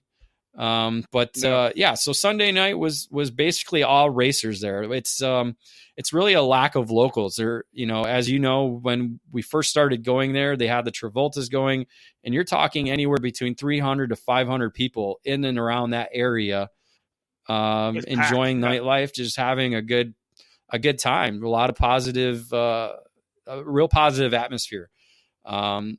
Saturday, it was kind of lackluster. I don't know if they had a show, but it got canceled because of the rain or what. But it just didn't seem like there was a lot of people there outside of racers, which in turn is still fine. It was good to hang out with all the regular crew. Had some new people join us as well, and we were able to rack up Josh Lane's credit card on a lot of drinks. I saw some pictures that some shots were taken. So there's no more Fireball on Rock Island. There's no more Fireball. There's no more tequila. So we took care of that really well. But all in all, yeah, I mean, it's still, I guess the main concern is the paddock atmosphere, and it's still a positive one. A lot of grassroots racers that are just happy to be there and enjoying time at the racetrack and enjoying the Labor Day weekend. Let's cap off this edition of the Debrief and have a look forward at what we've got for the remainder of the year on the EKN Trackside Live race calendar. Today's race calendar presented by Nitro Kart. By now, you've probably heard that Nitro Kart, the dominant force in cadet ranks, now has a full-size chassis. Add in the previously introduced Kid Kart, and now there is a Nitro Kart for everyone. While Nitro Kart will always focus on the cadet classes, all of their chassis are built with the same quality and performance as the class-leading cadet, and they are ready to win. Arrive and drive programs are available for all major events, so go to nitro-kart.com for details. All right, David Cole, essentially, we are throwing everything at the wall here for the EKN Trackside Live race calendar. Normally, we look at just the coming month, but really, we have, call it 4 EKN Trackside Live events with full coverage. We'll throw the 5th one in because we're not really sure how it's going to shake down yet. In a couple weeks' time, September 13th, 14th, 15th, I'll be heading to the Texas Pro Kart Challenge race. Final round of the Texas PKC at Speed Sports Racing Park in Houston. Always a pleasure to go see Alan and Jessica Rudolph and the family. An amazing track at Speed Sports. I love going to that facility. It's going to be great. 2 weeks later after that, I head west to the Streets of Lancaster Grand Prix. Final round of the SCUSA California Pro Kart Challenge. That's up in Lancaster. Always a blast at the Lancaster Grand Prix. Saturday night main events for both the Pro Shifter categories and X30 Senior. We packed the place with fans. I always love getting up there. Week after that, David, we haven't talked whether or not we're going to do an EKN Trackside Live broadcast yet. There's going to be some coverage for sure, but David Cole and I, back behind the wheel, October 4th, 5th, and 6th, the Cup Karts North America Grand Nationals 3 at Newcastle, David. We will refire the hashtag Beat Rob Howden, hashtag Beat David Cole battle. Oh, I'm going to start it this week because I got to start training right now. Have a bowl of ice cream. Ice cream, maybe a walk or two in the next month. Not per week. No, next month. Once a month. Yeah. So maybe on the 2nd of October. No, maybe on the 2nd of October, I'll go for a walk. Let's see what else. A bowl of Cheerios every day and pizza at least 3 times a week. Good man. Good man. We're looking forward to it, folks. The Cup Karts North America Grand Nationals fast becoming the biggest 4-cycle only karting event in, let's say North America, because almost 200 entries last race for round number 2 or edition number 2. Hearing so much news and excitement from people coming up from Canada, from other parts of the country. They're potentially going to, they're looking to potentially hit 250 entries, but they are capping the classes at 40. So what did they just add another class, David, if I'm not mistaken? Well, I talked to Greg, who was racing at Rock Island. He said in the first 2 days of entry, they had nearly 1,000 or 100 racers enter. So they're already at 100 entries. Okay. They have added a second CIK class. So CIK heavy is added to the program. So you have kid kart, sportsman, junior, both senior open body works. You have the 2 CIK classes and then masters, which is CIK body work only as well. So 8 categories, all capped at 40. That leaves to 320 drivers. I wouldn't put 250 out of the question. That's for sure. No doubt about it. October 4th, 5th, and 6th, if you're a four-cycle driver and you want to go have some fun, the Cup Karts North America Grand Nationals 3, Newcastle Motorsports Park. David Cole and I will both be there. That'll be CRG Nordam for me with LSR Motorsports with Marshall Martin. I will be with PSL Karting on a Ricardo with Mark Steele. And they're actually going to raffle my card off afterwards, which I think is cool. I'll drive it, get a raffle ticket. You can win that go-kart. I might even throw in for that. You might throw in for that? Well, after I do beat you, it'd be a nice momentum because I probably won't win the race. So at least I can get, if I win the kart, I can put it up as a trophy. That's good. Well done. That's actually my last karting event until the Super Nationals. David, you'll be heading to the WK Manufacturers Cup Series race, the finale at Newcastle Motorsports Park the following weekend. So back-to-back weekends for you at Newcastle, but WK Man Cup capping off their program for 2019. Yeah, Mike Adams is going to love me those 2 weeks. I have no doubt. You might as well just move in with them for a weekend. Yeah, I might. Final race of the year, as always, folks, the weekend before Thanksgiving, November 20, 21, 22, 23, 24. Superkarts USA Super Nationals number 23 in Las Vegas, Nevada. Again, right there at the Rio All-Suite Hotel and Casino. Thrilled to be back again. We're putting together our program for our EKN Trackside Live coverage there. I will confirm it, but I would expect we'll be back on Facebook Live like we were with SCUSA last year.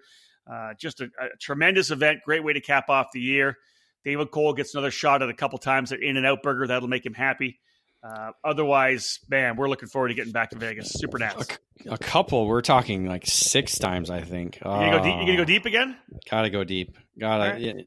It's Vegas, baby. I'm 40. I gotta go deep. Yeah. That is the EKN Trackside Live race calendar. 5 more races still to go to cap off the 2019 season. We'll look to 2020 after that. Schedules, of course, all starting to come together and get locked in, but 5 more races for us, for David Cole and I. It's amazing because I think we ended up with 22 or 23 total on the season. David Cole, we're done for this edition of the podcast. It was a long one, but with 17 classes at Rock Island, lots to talk about. Lots to talk about. But again, another fun weekend at the Rock Island Grand Prix in the Quad Cities area. Looking forward to 2020 Rock Island Grand Prix. Should be, there might be some changes. There might be different scenarios. I might throw in the option of doing that double heat race thing, like almost like what King of the Streets did. I really enjoyed it, and it threw something different at competitors. So we might have to revamp the class structure a little bit, maybe get rid of the second races, or maybe have to bump up the entries by like maybe $25 or $50 to cover that. But I don't know. Again, it was the same old. I looked at that other section that's not being used. I'm like, oh, that would have been so cool. But again, still, it's Rock Island Grand Prix. It's fun on and off the track. And it's just a great weekend to be part of. Good stuff, folks. All right. So in future stuff here on the EKN Radio Network, look for an interview with Greg Jasperson from Cup Karts North America. We're going to have a chat for one of our industry insiders. Greg and I, of course, talk about the Cup Karts North America Grand Nationals. A lot of information to get out to people, so we'll make sure we pin Greg down for a podcast. I've got another Book It podcast, 2 of them actually, that I'm working on getting scheduled. So look for more content coming on the EKN Radio Network. But if you have not downloaded the EKN Radio Network app onto your mobile device, please do so. And make sure to go to iTunes or Google Play, subscribe to the EKN Radio Network so you can get all of the podcasts, everything we do here on EKN Radio. Folks, we're done here for this edition of the Debrief, episode number 55. David Cole giving us the full rundown on Rock Island. On behalf of David, my name's Rob Howden. Bye for now.